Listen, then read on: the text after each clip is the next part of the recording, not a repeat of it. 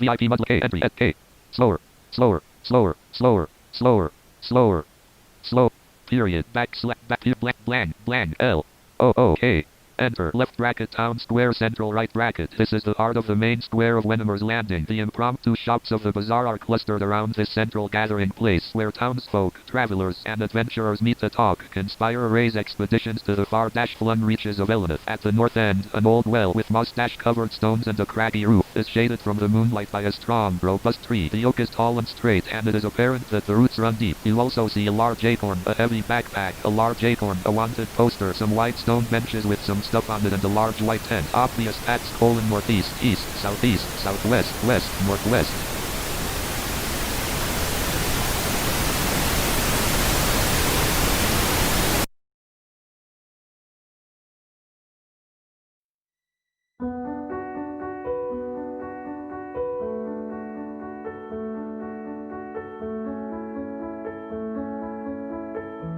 And I know some people always ask me, well, what do you see? Do you see this blackness? Like, what is it that you see? And I can only describe it as, like, do you remember, like, on an old TV set, if you tried to go to a channel that you couldn't get? So I see that. And it's kind of appropriate because essentially it's like my brain is trying to work on a faulty connection. It's trying to figure out what it's seeing, but it can't. So it's just fuzz, static. I can see kind of like outlines of like my hand in front of my face if I know my hand is there. Those are kind of like phantom images. Like my brain knows that's supposed to be there if my hand is in front of my face, but it's like a hand made of static on a background of static. So, but it's like those ghost images that you can see, and if you're like can sort of see what's on the channel, but you can't really. So, I don't know.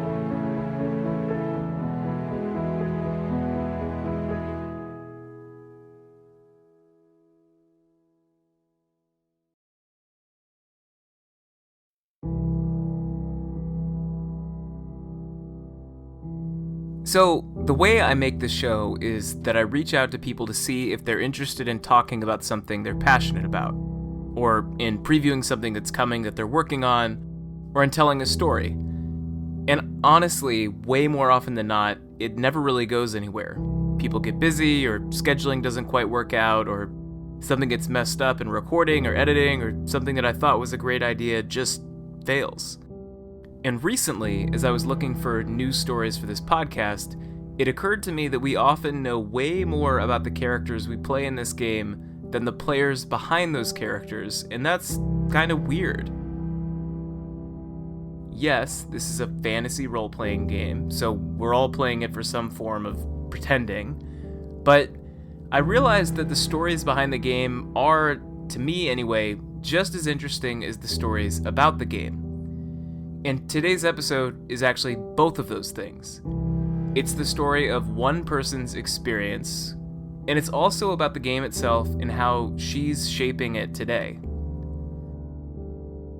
So, with that, this is GM Avaluka, and this is her story. Okay. We'll have to go back to the year of 2007 is when this all started. I was about 22 or 23 years old. I had just graduated from college with a bachelor's degree in biology. At the time, I couldn't really find a job in that particular market. I was trying to find something. I was debating, do I want to go to graduate school? Like, even had the application filled out to try to get maybe a master's in zoology or something. In the end, I decided, you know what? My strength at the time, as far as a hobby, was programming, computer programming. So I decided, okay, I'll pivot and get a diploma in computer programming. So while I was waiting for that application to go through, I was working with my dad in Canada as a kind of like a part-time job. In my spare time, I was doing gemstone, obviously, as one of my mini hobbies. I did a lot of digital art, digital drawing, digital painting. I loved simulation games like Civilization, Age of Empires, Tropico, that kind of stuff. I loved The Sims, SimCity, that kind of thing. Those are all things that I really love to do. I had lots of games on the Wii and the PlayStation and all that. So like Legend of Zelda was one of my favorites. So yeah, basics hobbies, I would think. I know it was around September, mainly because I had already bought a ticket for that year's Ebongate. I know it's a weird ruler to measure that by, but I remember that the tickets had already gone out. I had already purchased it. It was an event I always like to attend each year, so I was always looking forward to that. A lot of what happened in that time frame I had to piece together afterwards because I don't really remember a whole lot. I know I started to get sick with something around September. I told my friends I felt like my head was in a vice. I had a really bad headache. I was having a hard time concentrating on things. I was still trying to go to work, but I only have like brief flashes of going to work, and I know I had to bring in a note card with like the security code for the alarm system on there so I could remember like what numbers to punch in for the alarm system. Now I look back and I wonder how I managed to even do that, considering what was going on. And I know this was going on for at least a couple weeks where I was sick with constant headache, not feeling well. I was in Canada at the time, and I'm a Canadian citizen, so going to the walk-in clinic wasn't a problem. At the time, the first time I went to the walk-in clinic, I told them my symptoms, and they told me, you just have the flu, take some extra strength Tylenol, go home, rest, have some fluids, you should be okay. And at some point, it just wasn't getting better. Apparently, I even told my dad I was afraid of going to sleep because I didn't think I would wake up. And at other points where I was starting to get even more confused, like I'd go up to the calendar and keep checking the calendar as far as check what day it was. I just started going down steadily. And at some point, it was made a decision to go to the emergency room because this obviously was not getting better, and obviously the confusion was concerning. Problem was I don't think I spiked a fever, and that's usually an indicator for them as far as what's going on. So they were trying to figure out what exactly is going on while doing all these tests. I know I had at least 2 or 3 spinal taps, and it should have rang alarm bells at the moment because I actually let them do a spinal tap because beforehand I was so afraid of needles I would have panic attack about getting my blood drawn, let alone having a needle put into my back. But that didn't show anything. I know they were probably looking for meningitis, but they never did find anything as far as the spinal taps were concerned. Eventually they started considering, okay, because I was 22, 23 at the time, they considered, okay, maybe she's having a schizophrenic break. So they started going down that avenue, thinking, okay, maybe it's mental. But that all changed when I had the first seizure. And my dad actually noticed that my pupils were different sizes. At that point, they actually admitted me. So at this point, I don't remember anything at all. I don't even remember going to the hospital or any of this stuff. So, and it was a bit of a downhill slide from there. At the time, basically the infection had gotten into my brain somehow, and my brain was swelling to the point where there was a lot of inflammation, and that was what was causing the seizures and the confusion and the headache and everything. And at some point, the swelling was obviously affecting my brainstem a bit as well because my blood pressure was fluctuating. My oxygen levels were not consistent. They were having a lot of problems with that, and eventually they made the decision to intubate me and put me on a ventilator. At that point, they were really concerned as to whether or not I would even survive After a while, they even had to do a tracheostomy, which is where they cut a hole in the neck, and rather than having the tube down the throat, which can be damaging after a while, they just have it connected to the tube in the neck. So they had me on a ventilator. I'm not exactly sure how long I was on the ventilator. It was a couple weeks at least.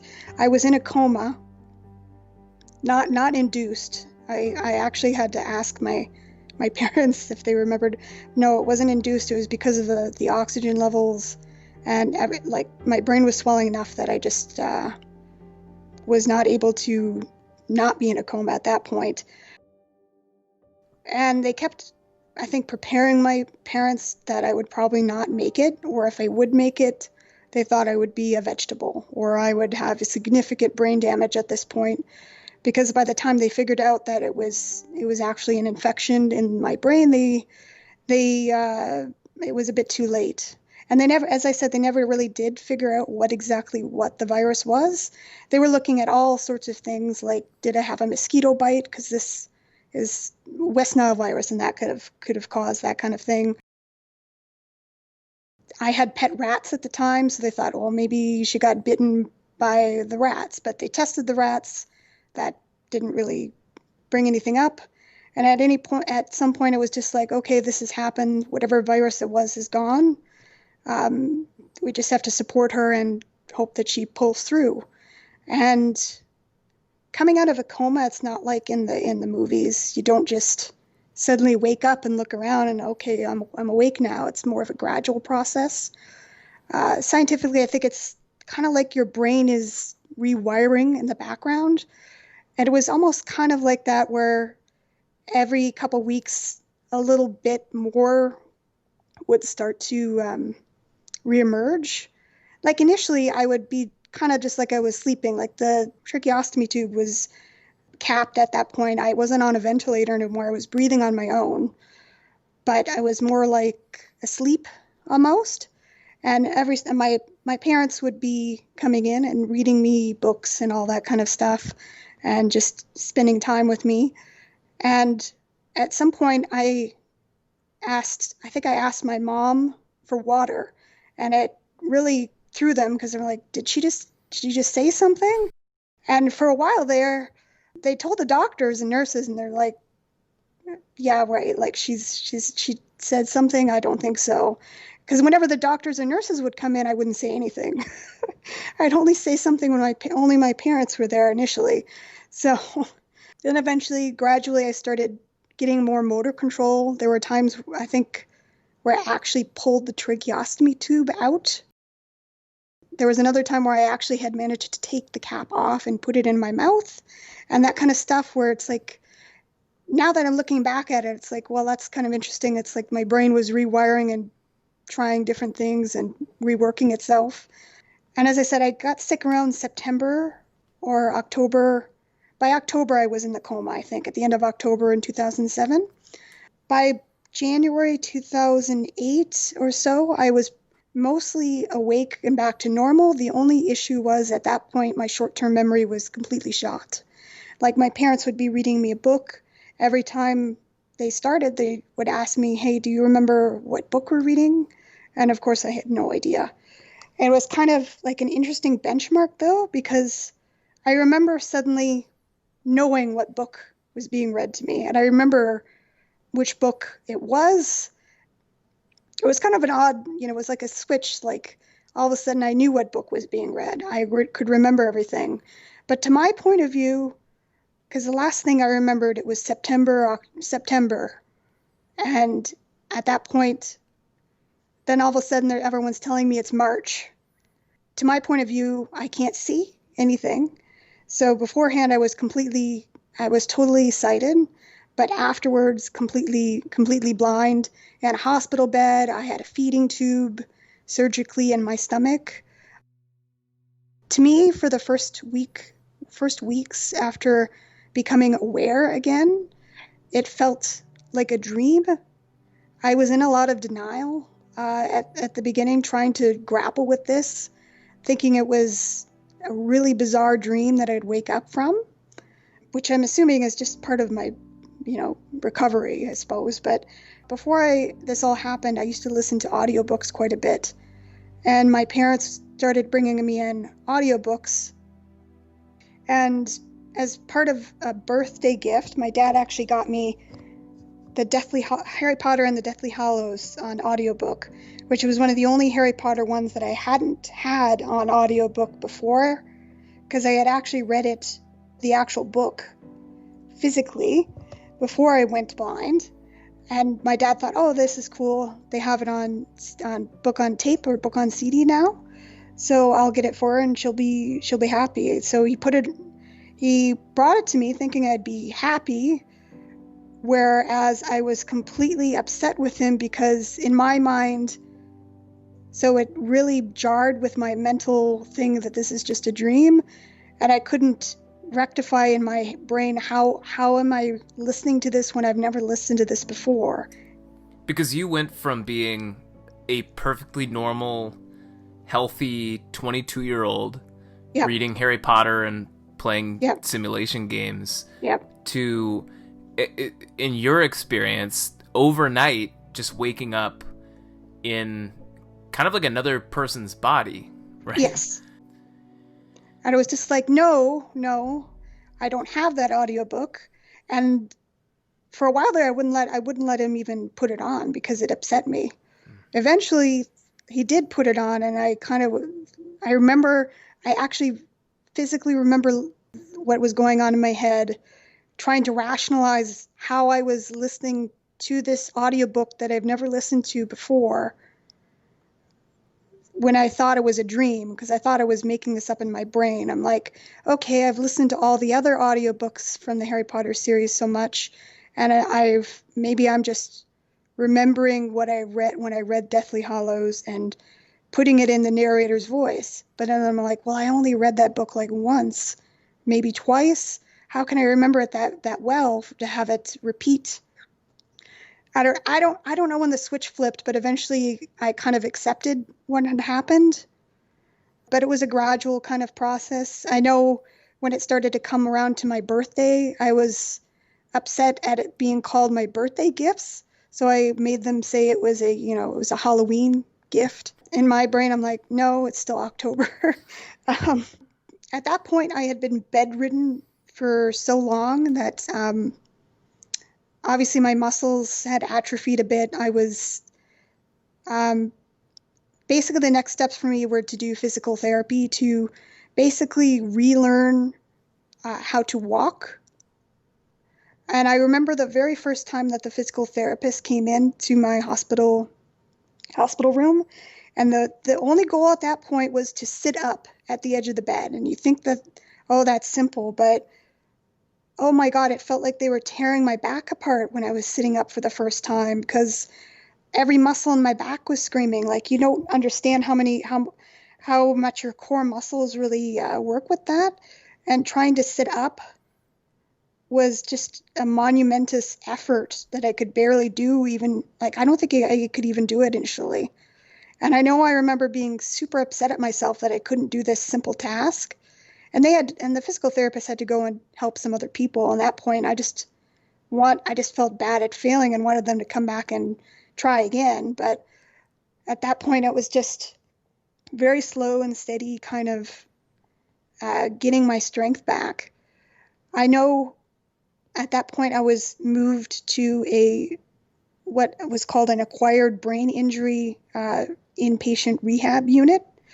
They had actually come to assess me like a couple months before, when I was still not all there.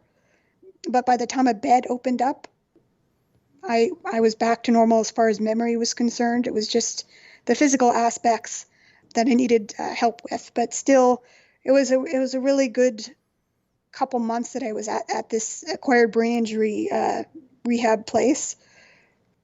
They do an intake test when you come in to see how your degree of brain injury is.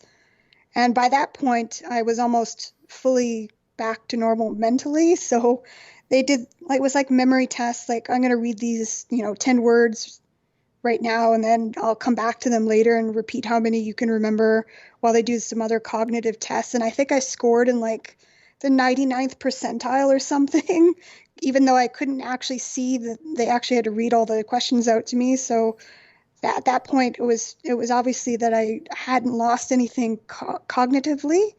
I had only lost that 6 months or so of memory when I was in the coma, which was a relief, obviously, because I think there was another girl in that unit that also had the same thing that I had, which eventually was termed to be viral encephalitis because they didn't know what virus it was, and it was just viral brain swelling, essentially. But she was still in the stage where her short-term memory was completely shot, so she had no short-term memory at all. And I was pretty much the youngest on that unit. Most everyone else in that unit is an older person with a stroke or someone who had fallen and hit their head or something, diabetic that might have had a diabetic coma and had some brain damage. Like, I was the youngest there. But basically, it was every day. First, it was working on sitting up. Then it was working on basically being allowed to transfer to a wheelchair on my own. Because initially, I didn't have enough core strength for them to trust me to even transfer from the bed to a wheelchair on my own.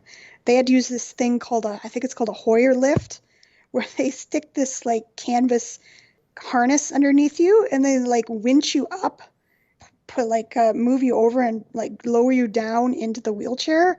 And oh my God, it's a very interesting but kind of uncomfortable experience. But initially I grew to hate having to do the wheelchair stints, because initially they'd sit me in the wheelchair for like a half hour or an hour or something just to get my core muscles back up. But it was so painful initially that I just hated those times. But gradually I was able to get enough strength back where I was able to sit in the wheelchair and even move around, wheel around on my own. I was able to transfer to the wheelchair. They use this kind of like a plastic, kind of reminds me like a plastic board that they put one end on the bed and the other end on the wheelchair, and you kind of slide down it onto the wheelchair. But that was like a big accomplishment. Like, as well as that, I'm also relearning how to do stuff without sight, because they had occupational therapists helping me with that. Like, I had to learn how to put toothpaste on a toothbrush and that kind of stuff. So it was all sorts of things, relearning how to exist in this new reality.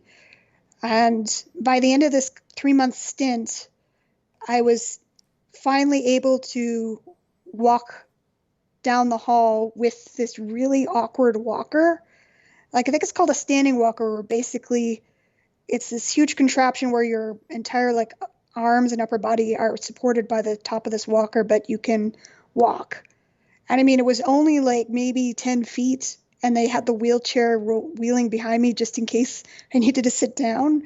But it was such an accomplishment that I managed to do that. I don't think I mentioned this before, but I had nerve damage in my legs as well because of the being bedridden for so long. And thankfully, peripheral neuropathy can improve, unlike optic nerve or spinal cord damage, because it's a different type of nerve. So I did get some movement and motion back in my right leg. I still have to wear a brace, but I can actually walk around without it now, whereas beforehand I couldn't really do that. It was just like a dead foot. But yeah, after that initial 3 months at the inpatient rehab, and then I had to go to another inpatient rehab, but at a regular hospital, just to basically refine my walking and get strong enough to be able to walk on my own, which initially I was only able to use a walker, but my goal was to eventually switch to canes, which I did initially at the end of the rehab. And while this was all going on, while I was in this second inpatient rehab, I was actually looking at getting back into college and trying to figure out what I was going to do for a living afterwards. I had actually gotten the acceptance letter to that computer programming program while I was in my coma, funnily enough. Wow. I know. I was able to actually call the college, though, and explained the situation, and they were able to reinstate the acceptance, thankfully. When I first went to the intake at the college, I was still using the walker, though, just for more stability, because it was a lot of walking indoors and all that. But by the time I actually started classes in earnest, I had switched, I think, just to a cane. My goal throughout all this was to be strong enough with walking that I could get a guide dog, which I did eventually get. I think I got him in 2010, so that was about 3 years after my initial ordeal in September of 2007. So after I had relearned how to walk with that whole ordeal, I went back to college, got a diploma in computer programming. I got 2 diplomas in computer programming because I went back and got a more specialized software development one with an internship that gave me a bit more experience, because I found that it was a bit more difficult considering I had a giant gap in my resume and I'd never really done any of that kind of thing professionally before. So it was helpful to have that on my resume, considering it's a bit difficult to figure out when to broach the subject that you're blind when you do like a job interview. Right. There were so many different suggestions on when to say that. Like, do you put it in the cover letter? Do you that kind of stuff. So thankfully it all worked out, considering for a while there they thought I would either die or be completely brain damaged, but thankfully I wasn't either. So the only thing that I lost was my sight, which is mainly because my optic nerves were crushed because of the brain swelling. The optic nerves and the olfactory nerves are kind of in this bundle, kind of behind your eyes, like at the front of your brain there. So they're very susceptible to get crushed when the brain swells a bit. I did lose my sense of smell a bit as well, because the olfactory nerves are in the same space. But the olfactory nerves can regrow, the optic nerves can't. So, and I know some people always ask me, well, what do you see? Do you see this blackness? Like, what is it that you see? And I can only describe it as, like, do you remember like on an old TV set, if you tried to go to a channel that you couldn't get? Yeah, that sort of black and white fuzz. Static. Yes, yeah. I see that. And it's kind of appropriate because essentially it's like my brain is trying to work on a faulty connection. It's trying to figure out what it's seeing, but it can't. So it's just fuzz, static. I can see kind of like outlines of like my hand in front of my face if I know my hand is there. Those are kind of like phantom images. Like my brain knows that that's supposed to be there if my hand is in front of my face, but it's like a hand made of static on a background of static. So, but it's like those ghost images that you can see, and if you're like can sort of see what's on the channel, but you can't really. So I don't know.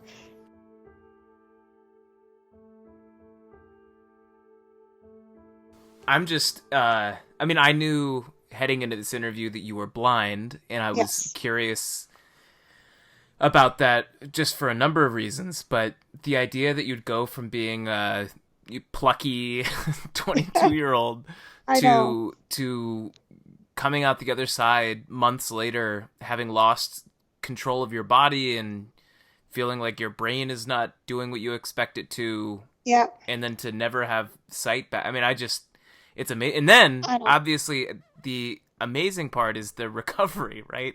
I know. It's not just like you just jump back.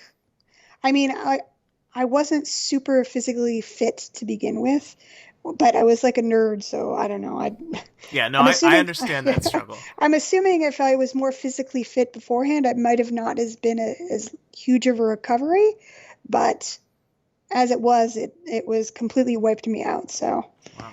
Thankfully, I was young enough that I could kind of like bounce back from that. But there are a lot of things that I had to adapt to, because I also had to adapt to, okay, what kind of hobbies can I do now?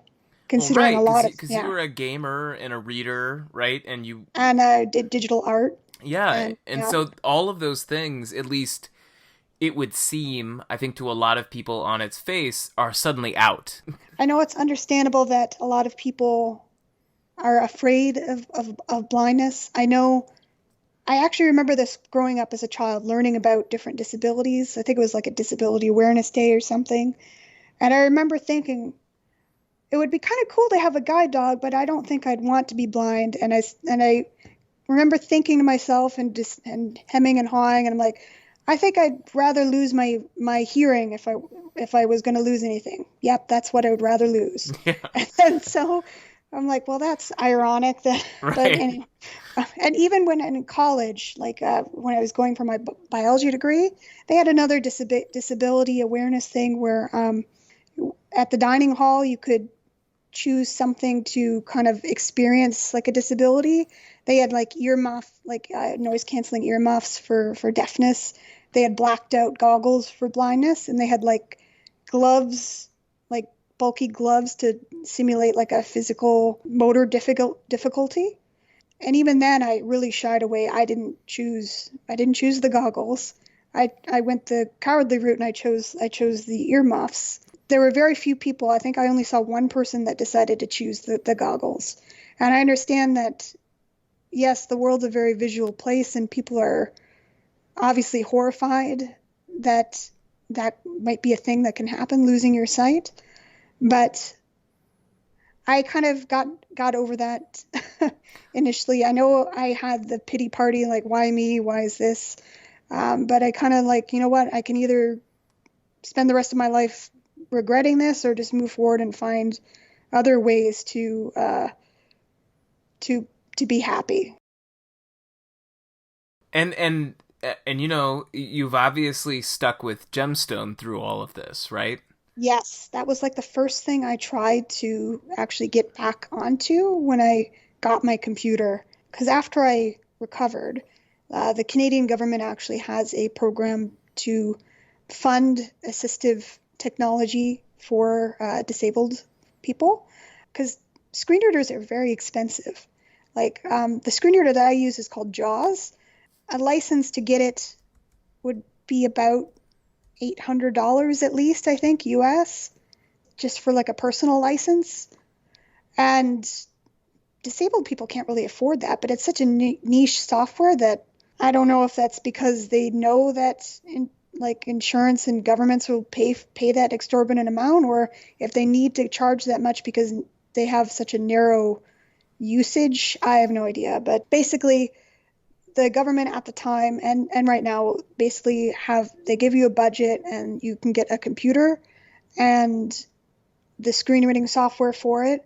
And the Canadian National Institute for the Blind gives you free lessons on how to learn how to navigate a computer with a screen reader.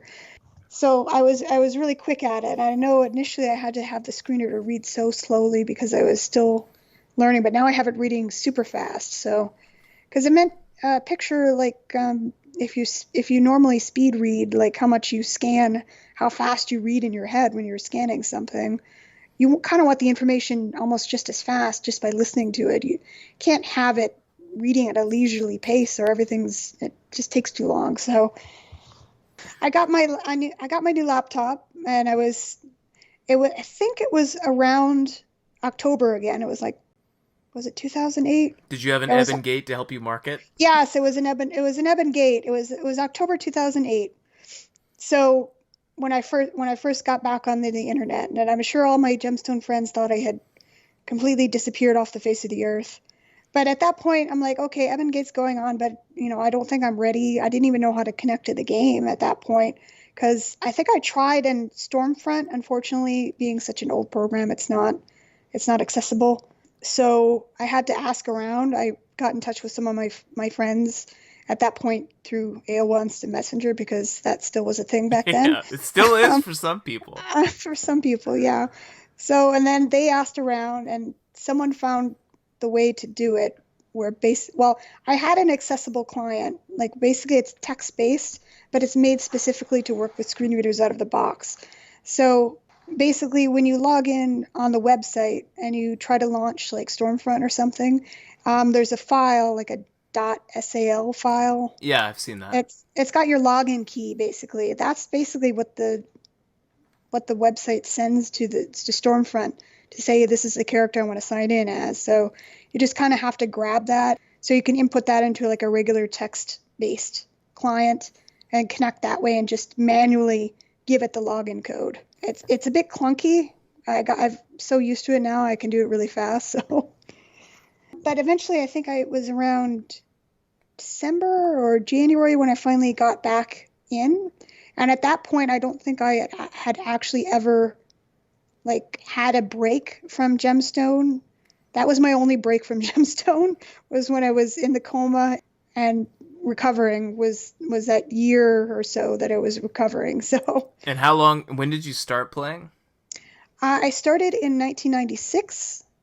So I was like 11 or 12 at that point. It was when I know it was right before AOL had unlimited, because I know I had the uncomfortable talks with my mother. Oh, those were fun. At least once or twice about the phone bill. So I was super excited when it was monthly and unlimited. So I was basically relearning how to do things with a screen reader, like hunt effectively and all that kind of stuff. And audio alerts are my friend. So I had to put in a lot of audio alerts. Like I have one when something swings at me. I have one.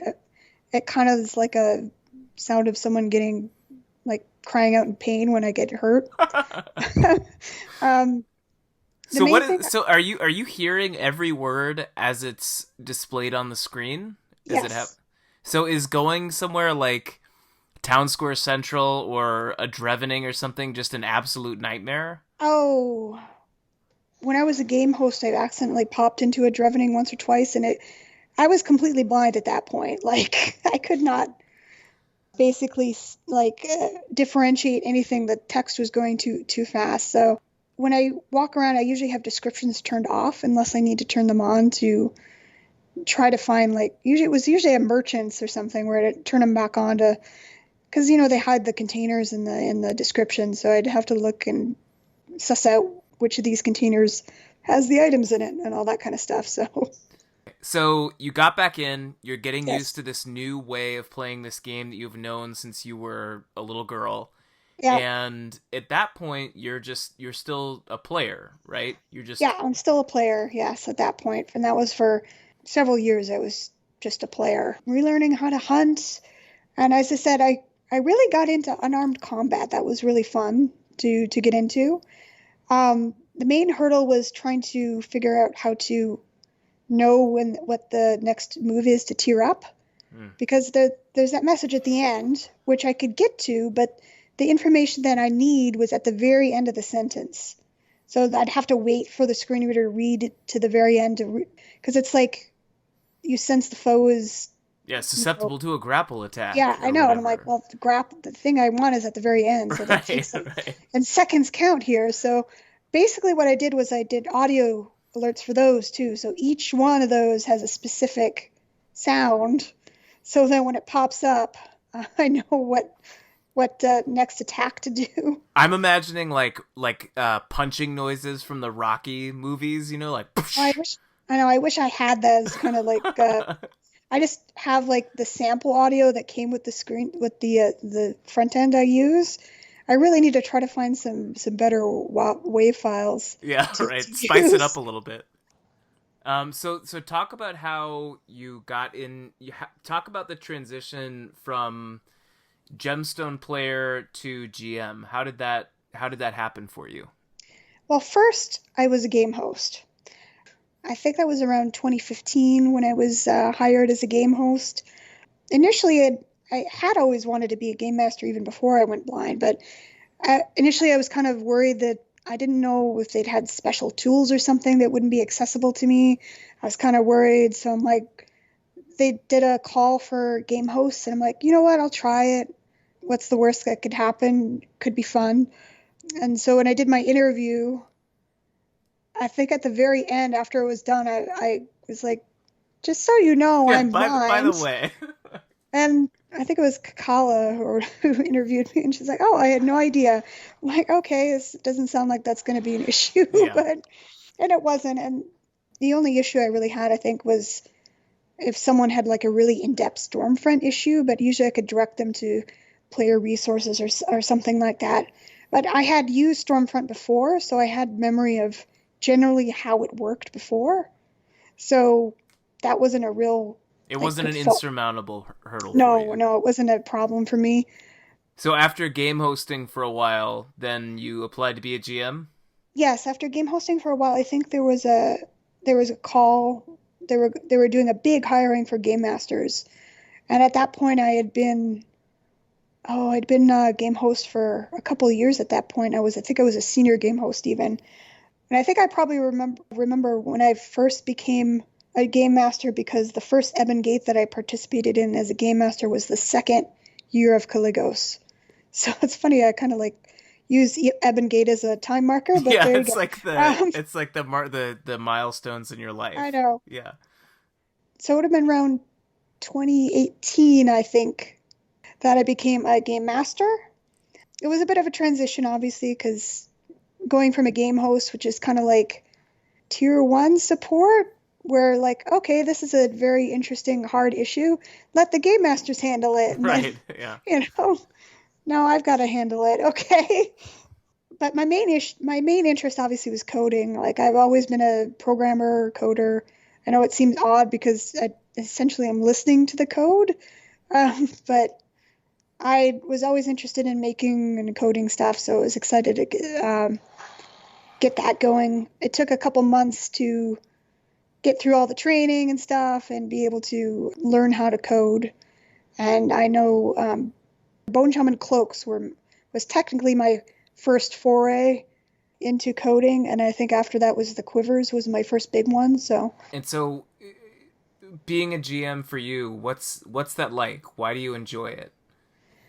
it's like being a part of the creative part of the community, being able to be on the opposite side, and because as a player, I always have these great interactions with the NPCs or game masters or the memories I cherish, of things that happened during merchanting session. It's nice being on the other side and being able to give back to the community that way, and being able to tell stories that way, and just be a part of the community and that kind of way. And you're actually the first GM I've talked to who's on the new player experience team. So, and we'll talk later about some of the cool things that you've done with your Yeah. coding skills. But what is like talk about that team? What do you do on the new player experience team? Like what's sort of the purpose of that team and your role? I know we're a new team, so it's pretty self-explanatory. We're working on the new player experience, Right. which I think currently just consists of the Raging Thrack and the Sprite Quest. But basically updating that, I can't really say much about that particular because it's not ready for teasing beyond what has already might have been said in previous teasings. I think Wire might have mentioned it once or twice in his Creating Adventure newsletters a little bit. I know I've been allowed to talk about what I've personally been working on for the new player experience team, which tentatively is called the newbie clothing system, which is what I've been calling it. I'll probably get a different name later on, but Yeah. as a player and someone who makes way too many alt characters, I've never really capped a character. I keep thinking of new character concepts and making a new alt. Yeah, So it's the alt trap. yes, so I kept seeing all the newbie clothing outfits you get generated with, and the randomness of it. And I always seem to get that stupid one with the bearskin leggings. Like, Yeah, right. I'm like, this does not fit me. Like, why does my female halfling wearing bearskin leggings? Like, She's cold. like it's not very fashionable. I'm sorry. Yeah. Um, so my thought was like, it just seemed outdated, and the system I'm working on will let a new player hopefully trade in their outfit and pick a new one. And this is all separated by race, profession, culture, gender. So you can look at like it'll show things based on what you currently have set as your race and culture. So maybe it'll spark an idea for like what they want their character to be if they look at these different outfit options and be able to find something that fits their character. Yeah, cool. Like, It's like a role play nudge, right? Like, yeah, oh, you're a dark elf sorcerer. You don't know what that means. Like maybe this like outfit will suggest something. yeah, like there's and of course there's generic ones where like I think we're still working on. This is all very in progress, and obviously subject to change a little bit depending on how things go before release. But basically, there's generic ones, so there might be one where they look more, well off. There might be one where they look more like a peasant. There might be one where they look more like I don't know, a chef or a baker or something. It might give them a little bit of oh, that's kind of cool. That's what I was picturing my character as, not having shaggy bearskin leggings. But All right, well that sounds like a really cool project on the new player experience team, at least that you're working on. Yes, and I'm yes. excited to hear where that goes. And I'm sure it's been a long process. Like it's been in progress for a while now, but getting all the outfits and stuff, it's going to be a long process. Yeah. Well, and no more shaggy bearskin leggings for anybody. Now, you're, as you mentioned, a relatively new GM, but you've already made a lot of things that I think are very cool, and I know that a lot of people are familiar with. Like, you started with the Bone Shaman clothing, you made the compartmentalized quivers, werepuppies, the bloodletting leech jar, and it seems to me like you have an interest in the morbid. Just in that there's a lot of like bone and undead and gross blood things. and, Is that right, or is that just happenstance? I think it might just be happenstance because a lot of my initial items were in Ebongate, and that's kind of like on theme. It's sort of grisly. But I still I am technically a biologist. I do have a biology degree, so I'm very interested in like that kind of anatomy and and it's kind of like my wheelhouse as far as interest goes. Sure, yeah. As far as bones and the old-timey medical practice of bloodletting and all that kind of stuff. That's kind of cool. Yeah. And I know that with werepuppies especially, like that was the big hot release at the last Ebongate, and I know I kind of did you know that I think I might have crashed the game when the raffle first drew? I didn't know that. Well, I remember like all of the lines for raffles at Ebongate are super long, right? But that room was just mad. I mean, everyone was in there. Everyone was in there. All of their alts, just like desperately hoping. It wasn't right. Thankfully, it was like I think there was over 200 entries in that raffle. It was some obscene amount. Yeah. And it was right after the raffle drew, and I think everyone who didn't win and didn't want to stick around to watch started leaving, and it was like a minute or two after that, like as everyone was leaving, that it crashed. Yeah. I don't know if I was the one who crashed it, but I suspect it might have been a contributing factor. It probably didn't help things, right? No. Yeah. I know that I really wanted one of those, and it's incredibly unfair and cruel that I didn't get one, but we can have that conversation later. How'd the concept for werepuppies come about? Oh God. I know a lot of people had always been wondering, okay, we have do kittens, why don't we have do puppies? And that was kind of like a discussion even on the player side. Like, and when I became a game master, I've always been interested in animals. Initially I wanted to be a vet. So I'm always interested in like animals, basically domestic animals. And I'm like, you know what? I'm going to be the person that brings do puppies into existence. I'm going to try that if I'm allowed to. But then I thought, you know what? It's kind of boring just to have them just be, a boring old puppy like the kittens. And I know other people apparently had been asking for like zombie kittens or, undead kittens or something. I don't know. Some people had been asking for that apparently. So I'm like, okay, well, maybe I could do that. But then I thought, I don't know where, I think someone was talking on Discord, wolves came up at some point. And that brought me to thinking about werewolves in general. And I know Dragon Realms has like that werewolf race, and that kind of had me thinking about that. I'm like, I wonder if I can hook them into the moon phase somehow and have them change. That would be kind of cool. And then it kind of snowballed into that where like, okay, I can't have them just change into werewolves. I could have them change into like a zombie. I can have them change into a ghost, like, Pirates of the Caribbean kind of thing. Right. And then it all just kind of snowballed into that. And like, and you landed on the cutest possible outcome, which is the werepuppy. Yeah. Yeah. I know, and I'm hoping I'll have time to maybe update them a little this year, maybe not. Yeah. I have no idea. if I have Well, time or not. I don't care if you update it or not. Just stick one in my locker, and then we'll call it a day. I know. So the first thing that you actually, well, actually, I should say, I was really excited. The big raffle that I won at Evan Gate was the unlimited leech jar, Oh God, yes, you did. which was really fun, and I had a lot of fun like sticking those on people and grossing people out by eating them. So that's a blast. But the first item that you made that I got really excited about was the compartmentalized quiver, Yes. because that Back then, it was working off of how archery worked back then. yeah, well, And back then it solved the problem of archery, right?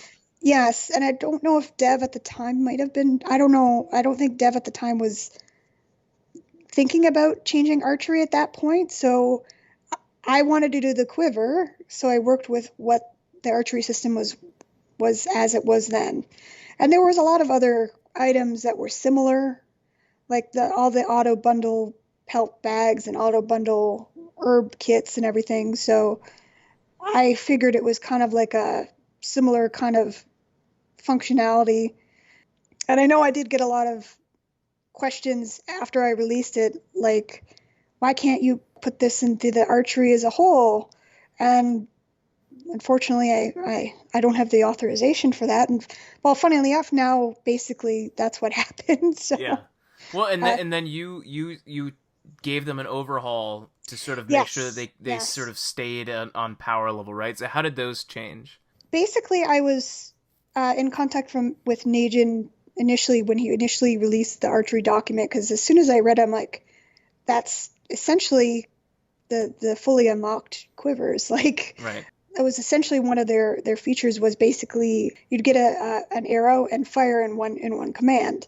So that's essentially what every quiver and bow does now. So, and essentially the auto bundle thing completely went out of the window, because bundling is not really a thing that's needed anymore. At least not to the point where you need it on the quiver. Where it would be like a special feature. Yeah, it's not. It might be more hindrance than anything, because why would you need it? You kind of like get the bundles you need ahead of time and put them in the compartments, and that's it. And also the gather thing, that was another fully unlocked feature that completely went out because there's no more ammo to gather.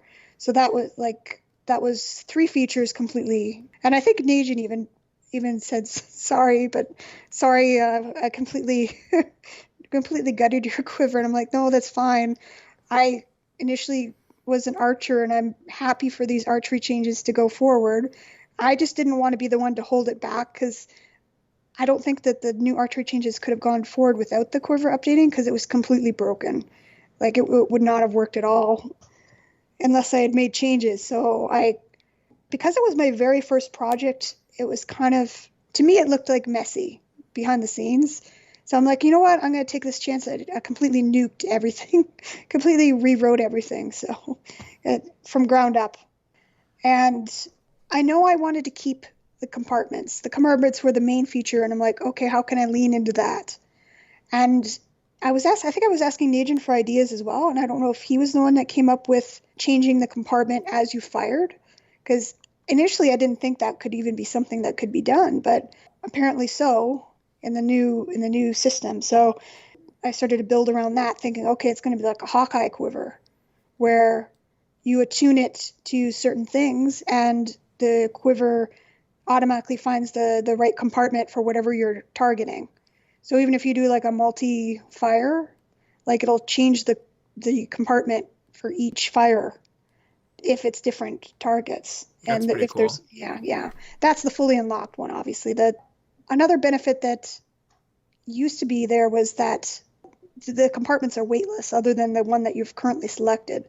But even then, that benefit kind of went out the window, because the bundle weights went down with the update.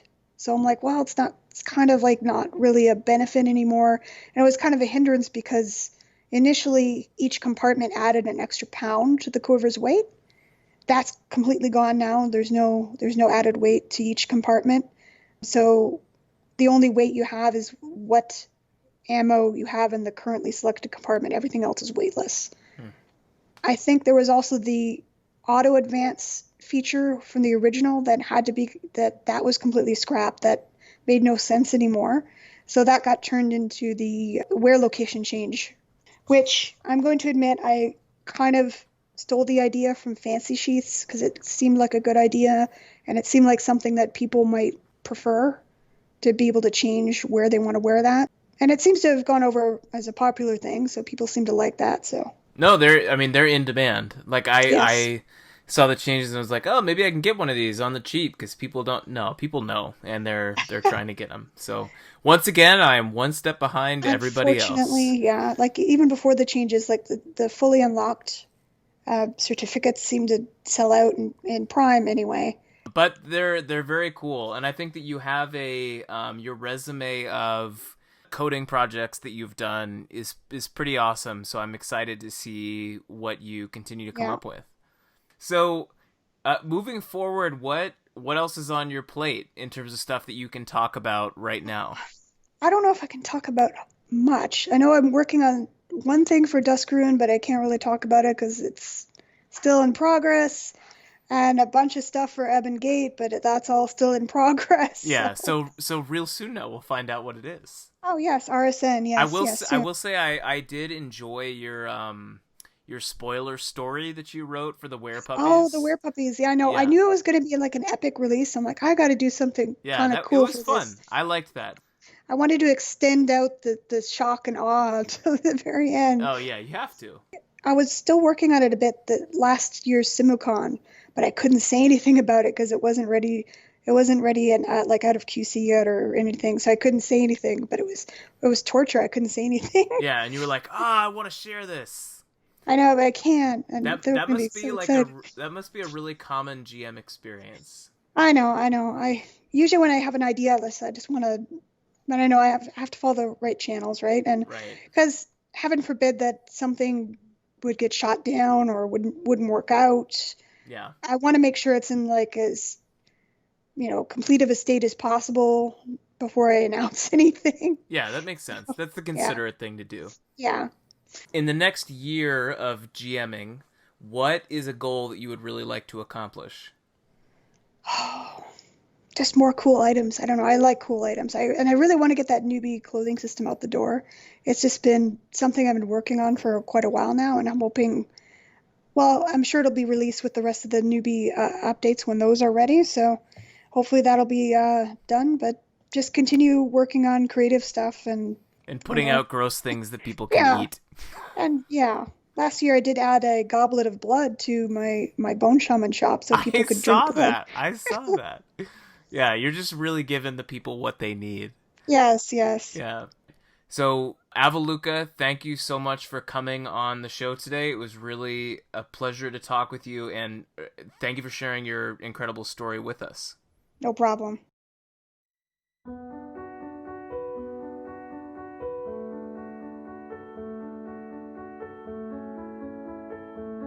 Many thanks to Avaluka for coming on the show today and for sharing her story. Also, a special thank you to Arianis, Aspen, Ephraup, Luktar, Lysel, Chris, Warclade, Hellman, Darren, Heatheran, Lex Bubba, The Town Crier, Dree, Khleef, Zorus, Altherin, Conrash, and Siamantha for being patrons of the show. If you like the show and you want to support it, you should consider becoming a patron on Patreon. The link to support the show can be found in today's episode notes. That's all we have for this week. I hope everybody enjoyed Rumor Woods, whether it's because you're now riding around on a turtle, or you managed to snag yourself a fox.